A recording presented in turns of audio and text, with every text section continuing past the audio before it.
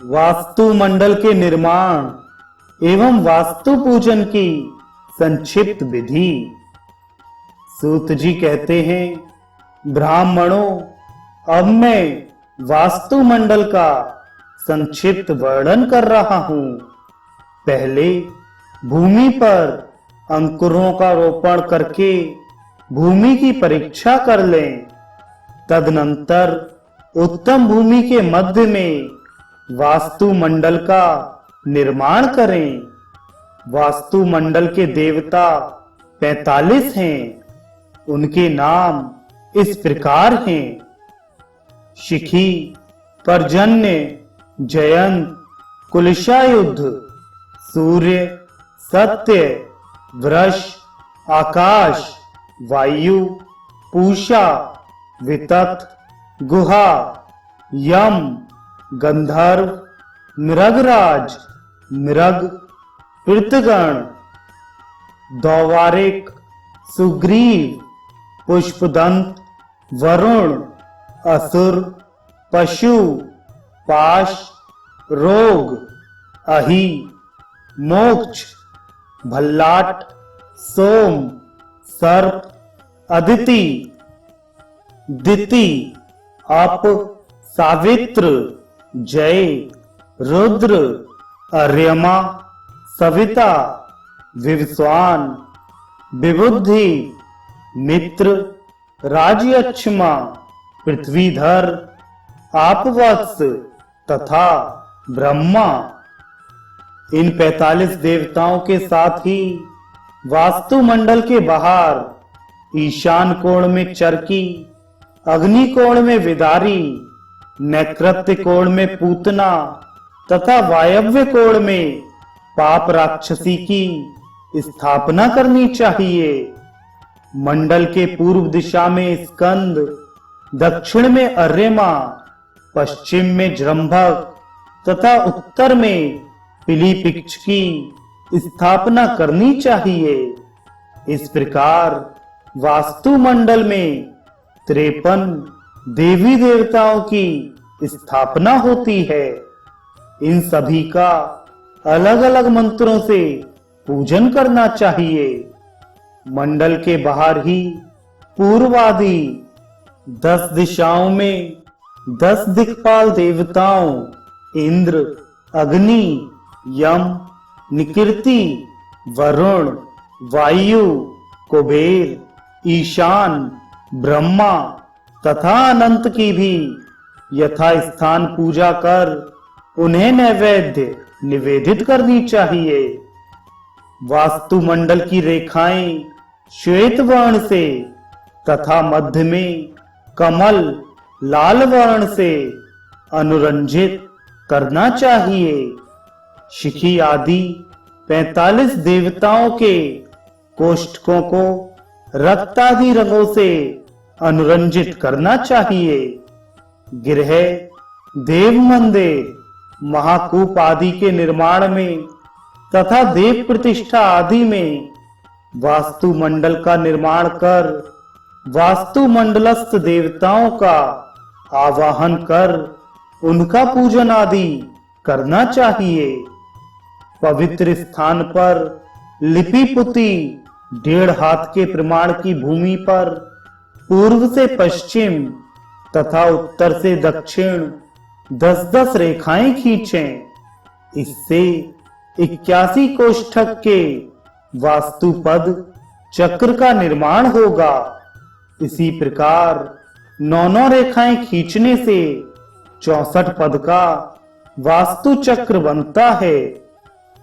वास्तु मंडल में जिन देवताओं का उल्लेख किया गया है उनका ध्यान और पूजन अलग अलग मंत्रों से किया जाता है।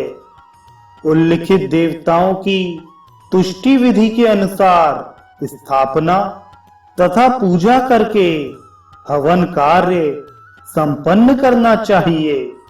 तदनंतर ब्राह्मणों को स्वर्ण आदि दक्षिणा देकर संतुष्ट करना चाहिए।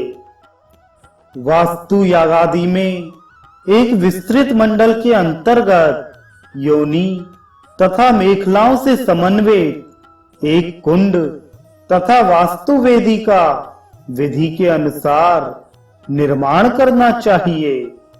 मंडल के ईशान कोण में कलश स्थापित कर गणेश जी का एवं कुंड के मध्य में विष्णु, दिक्पाल और ब्रह्मा आदि का तदद मंत्रों से पूजन करना चाहिए।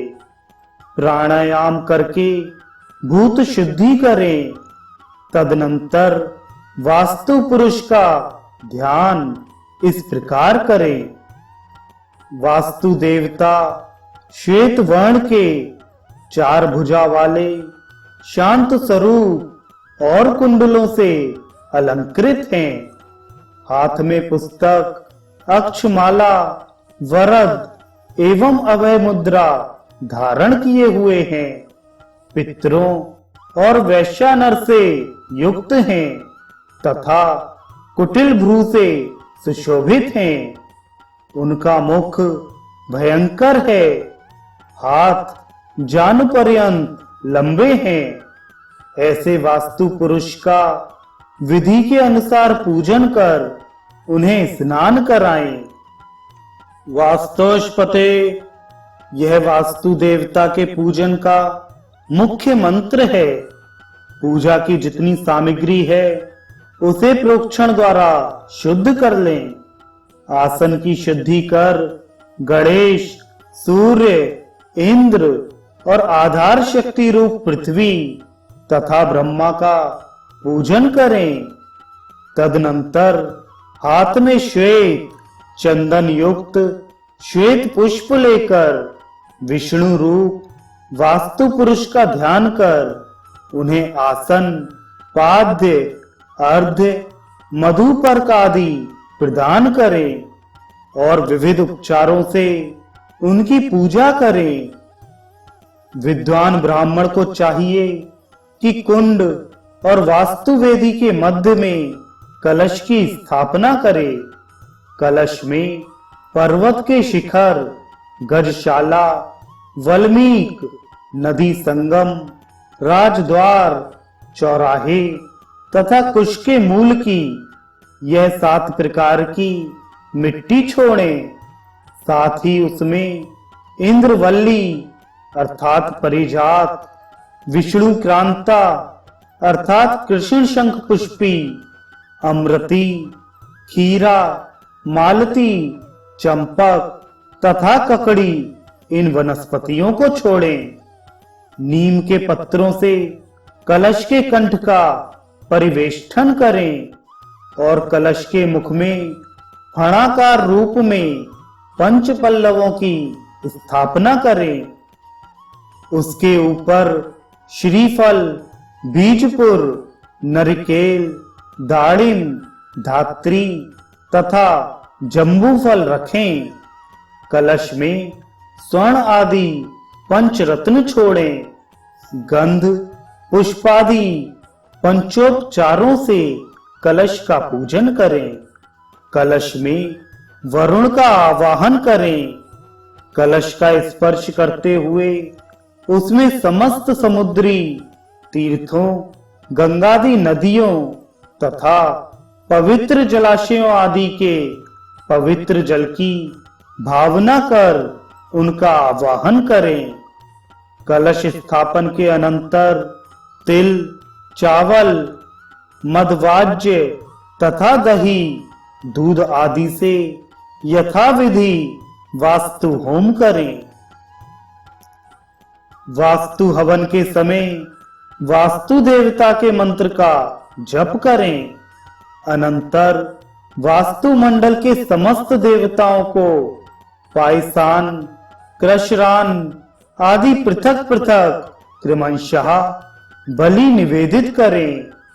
सभी देवताओं को उन्हीं के अनुरूप पताका भी प्रदान करें। अपनी सामर्थ्य के अनुसार मंत्र जप वास्तु पुरुषस्त्र का पाठ करें। भगवान शंकर ने भगवान विष्णु स्वरूप वास्तुष्पति की इस स्तुति को कहा है। इसका जो प्रयत्न पूर्वक निरंतर पाठ करता है उसे अमरता प्राप्त हो जाती है। और जो हथकमल के मध्य निवास करने वाले भगवान अच्युत विष्णु का ध्यान करता है वह वैष्णवी सिद्धि प्राप्त करता है।